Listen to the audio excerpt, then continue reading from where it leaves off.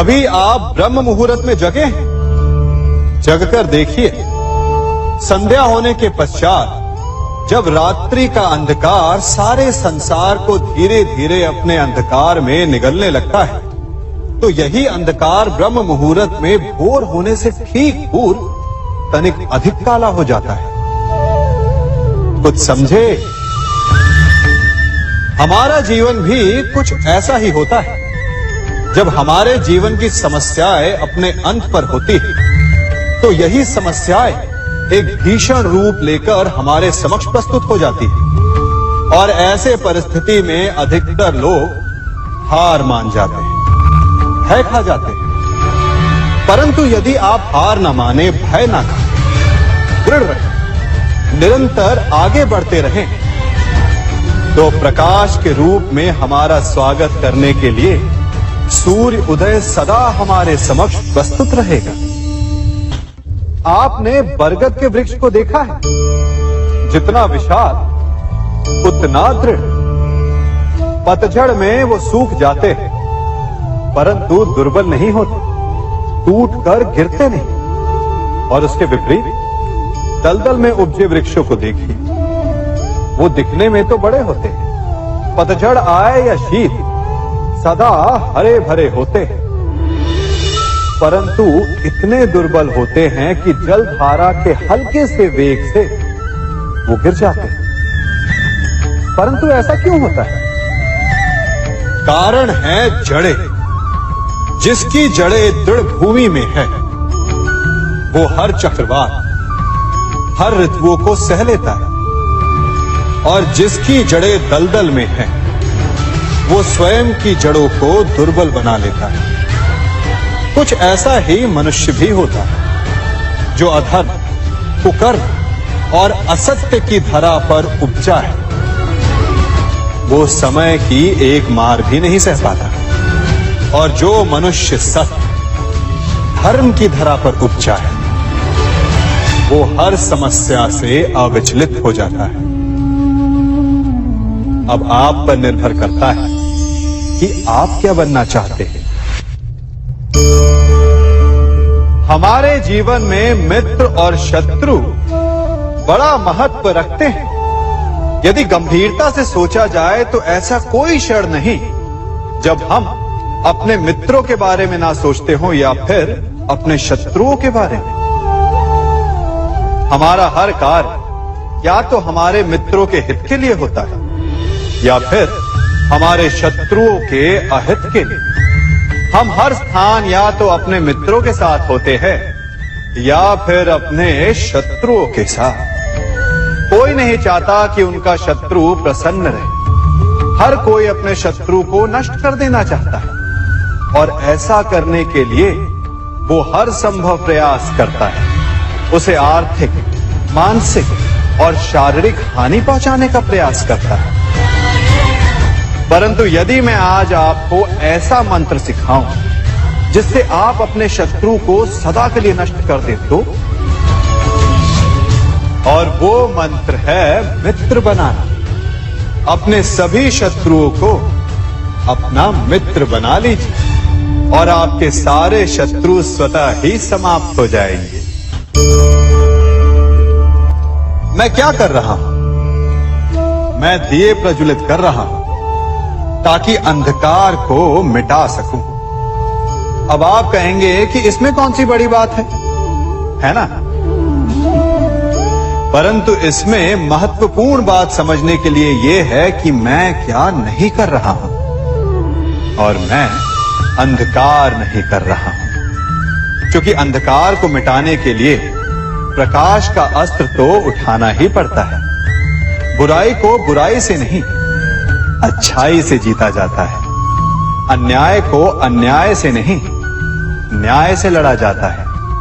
क्रोध को क्रोध से नहीं, क्षमा का साथ लेना होता है। ठीक उसी प्रकार एक लोहा लोहे को काटता है, परंतु एक ठंडा लोहा ही गर्म लोहे को काट सकता है। इसलिए यदि आपको अपने जीवन में विजयी होना है, तो अपने शस्त्रों को, अपने अस्त्रों को सोच समझ कर उठाइए, क्योंकि एक अनुचित सोच परिणाम पर भारी प्रभाव डाल सकती है। आप सब सोच रहे होंगे कि ये क्या मैं करने लगा। मैं इस पौधे को जड़ से उखाड़ रहा हूं। आश्चर्य हो रहा है ना कि एक पौधे को उखाड़ना या काटना ना केवल एक अपराध है अपितु पाप भी है। तो फिर मुझे ऐसा करने की क्या आवश्यकता पड़ गई? क्योंकि कई बार विनाश ही सृजन तक पहुंचाता है। यदि नया भवन बनाना हो तो पुराने भवन को गिराना पड़ता है। व्यवस्था को परिवर्तित करने के लिए क्रांति लानी पड़ती है। और उसी प्रकार यदि किसी वृक्ष या किसी पौधे की जड़ों में घुन लग जाए या उसका मूल सड़ जाए तो उसे जड़ से उखाड़ देना ही श्रेयस्कर होता है, ताकि उस स्थल पर नए पौधे उपज सके। युद्ध करना पर्याय नहीं, परंतु कभी कभी शांति के लिए युद्ध करना आवश्यक हो जाता है। संसार में सबसे श्रेष्ठ क्या है? फूल या कांटे, प्रेम या घृणा, संपन्नता या दरिद्रता, मित्र या शत्रु? बताइए। अब आप भी कहेंगे कि भला ये कोई पूछने की बात हुई? अवश्य, फूल, प्रेम, संपन्नता और मित्र ही श्रेष्ठ है। परंतु क्या आपने अपने जीवन में कभी सोचा है कि हर एक भाव, हर एक वस्तु, हर एक घटना का एक गुण धर्म होता है? त्वचा पर जलन करने वाले फूलों से अधिक श्रेष्ठ वो कांटे हैं जिनसे आप अपने घर की बाढ़ बनाते हैं ताकि वन्य पशु आपके भीतर ना आ सके। वो प्रेम श्रेष्ठ नहीं जो आपको अंधा, लोभी, पक्षपाती बनाता। वो घृणा श्रेष्ठ है जो आपको नया मार्ग दिखाता। वो संपन्नता श्रेष्ठ नहीं जो आपको कृपण बनाता, मतदान बनाता। वो दरिद्रता श्रेष्ठ है जो आपको जीवन में परिश्रम करने की शिक्षा दे।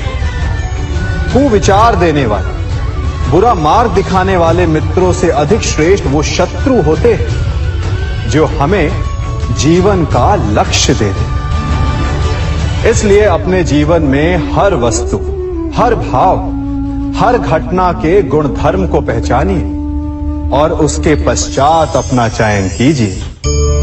स्वर्ण, हम सभी को अपने जीवन में स्वर्ण से कभी ना कभी कुछ ना कुछ थोड़ा या अधिक मोह होता ही है ना? परंतु क्या आपने कभी सोचा कि स्वर्ण को प्राप्त कैसे किया जाता है? जब भूमिगत खदानों से स्वर्ण को निकाला जाता है तब वो एक पाषाण की भांति होता है। ऐसा पाषाण जिससे आप किसी को भी मार सकते हैं, परंतु उसे आभूषण के रूप में स्वयं के शरीर पर धारण नहीं कर सकते। यदि उसे आभूषण बनाना है तो उसे लंबी यात्राएं करनी होती है। उस पाषाण को पिघलना होता है। सुनार के हथौड़ी की अनेकों चोटें खानी पड़ती है। फिर काट छाट और उसके पश्चात जाकर वो ऐसा आभूषण बनता है जो हमें वर्षों तक, सदियों तक लुभाता रहता है। इसलिए यदि आपको समय पर विजय पानी है तो स्वयं के निर्माण पर समय देना होगा। हम सभी सुनते आए कि जो वीर होता है, साहसी होता है, शौर्यवान होता है, उसके समक्ष सारा संसार झुकता है। वीर भोग्य वसुंधर। परंतु वीरता है क्या? शौर्य क्या है? साहस क्या है? साहस युद्ध नहीं, वीरता विजय नहीं, शौर्य कभी ना गिरना नहीं। साहस किसी चुनौती के समक्ष खड़े होने का भाव है, तो वीरता उस चुनौती को उत्तर देने के लिए पूर्ण परिश्रम लगा देना है। और शौर्य का अर्थ है गिरकर फिर से उठने का साहस रखना, बार बार प्रहार करके वीरता दिखाना, निरंतर प्रयास करते रहना, निरंतर परिश्रम करते रहना।